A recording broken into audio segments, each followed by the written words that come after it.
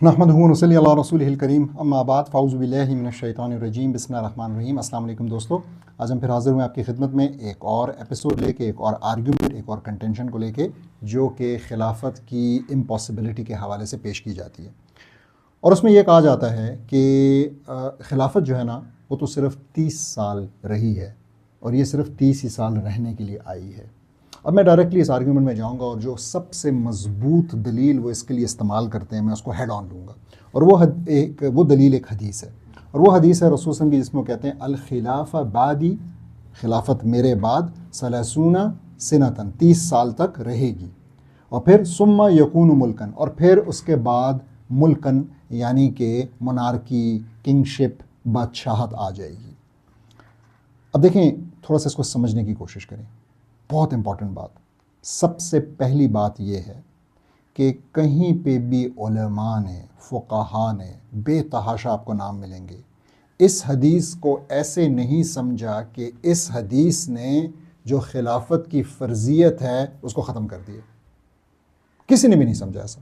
آپ جانتے ہیں یہ بات، اس حد تک کہ رسول اللہ صلی اللہ علیہ وسلم کے اپنے نواسے امام حسین اور امام حسن رضی اللہ عنہ، انہوں نے بھی ایسا نہیں سمجھا۔ رسول اللہ علیہ وسلم کے جو صحابہ تھے انہوں نے بھی ایسا نہیں سمجھا، بلکہ یہ سلسلہ، یہ کوششیں اسلام کے مطابق رول کرنے کی، خلافت کے ذریعے نظام کو چلانے کی، یہ 1924 تک جاری رہیں۔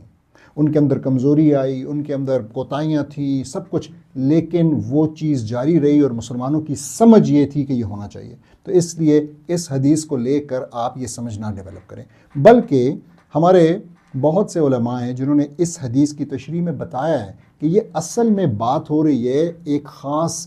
وقت کی، ایک خاص ایرا کی، جو کہ رسول اللہ صلی اللہ علیہ وسلم کی ڈیتھ کے بعد رہا اور پھر ختم ہو گیا، اور وہ تھا خلافت راشدہ کا ٹائم۔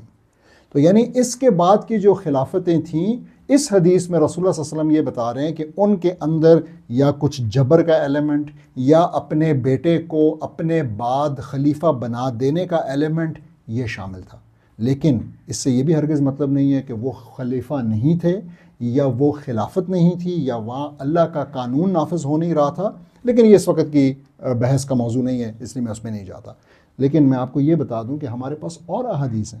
جو کہ ہمیں یہ بتاتی ہیں کہ رسول اللہ صلی اللہ علیہ وسلم نے ہی فرمایا، اور اس حدیث کے اندر انہوں نے اور ادوار بھی گنوائے۔ تو انہوں نے پہلے بتایا کہ جی میرے بعد جو ہے نا اس طریقے سے خلفائے راشدین ہوں گے، پھر انہوں نے کہا کہ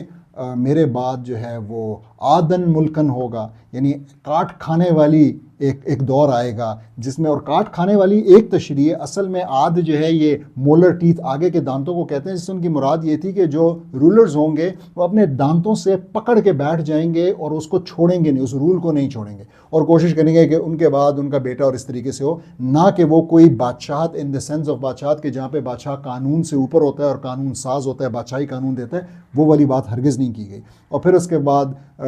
ملکن جبریہ کی بات ہوئی، اور یعنی کہ وہ جبر والا ایک دور ہوگا جس سے ہم آج گزر رہے ہیں، جہاں پہ بندوں کو اٹھایا جاتا ہے، مسنگ پرسن بنایا جاتا ہے، جس کو دل چاہتا ہے آپ قتل کر دیتے ہیں، کسی بھی قسم کا اختلاف برداشت نہیں کیا جاتا۔ اور پھر اس کے بعد رسول اللہ صلی اللہ علیہ وسلم نے کہا کہ وہ رہے گا جب تک اللہ چاہے گا، پھر اس کو اٹھا لے گا، اور پھر ثم تکون خلافہ علی منہاج النبوہ۔ آپ چیک کریں اس حدیث کو کہ رسول اللہ صلی اللہ علیہ وسلم نے پھر دوبارہ سے آخری دور کے لیے کہا، اور پھر اس کے بعد رسول اللہ صلی اللہ علیہ وسلم خاموش ہو گئے۔ تو جو آخری دور ہے ہمارا، وہ انشاءاللہ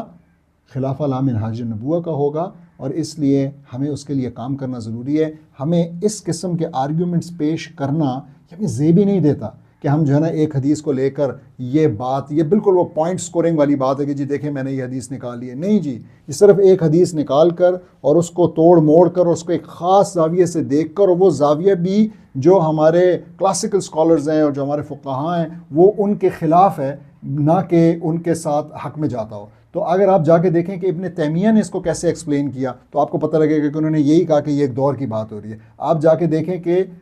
امام صدر الدین المناوی نے اپنی کتاب کشف المناہج میں اس کو کیسے ایکسپلین کیا، تو تب بھی آپ کو یہی پتہ لگے گا کہ یہ بات ہو رہی ہے۔ ہرگز انہوں نے یہ نہیں کہا کہ اس کے بعد خلافت ختم ہو جائے گی اور آپ کو اسلام کا نظام نافذ کرنے کی ضرورت نہیں اور آپ کفر اور طاغوت کے تلے جیتے رہیں۔ ایسا کبھی ہو ہی نہیں سکتا۔ ہم جانتے ہیں کہ اللہ سبحانہ تعالیٰ کا بول بالا ہونا ہے، اور پوری کی پوری زمین کے اوپر، کیونکہ رسول اللہ صلی اللہ علیہ وسلم جب معراج پہ گئے تو ان کو پوری زمین یوں کھول کے دکھائی گئی کہ ایسٹ سے لے کے ویسٹ تک صرف اور صرف اسلام ہی اسلام تھا۔ یہ دن ابھی باقی ہے، ہم نے انشاءاللہ دیکھنا ہے۔ اللہ کرے کہ ہم اس کے گواہ بنیں۔ جزاک اللہ خیر۔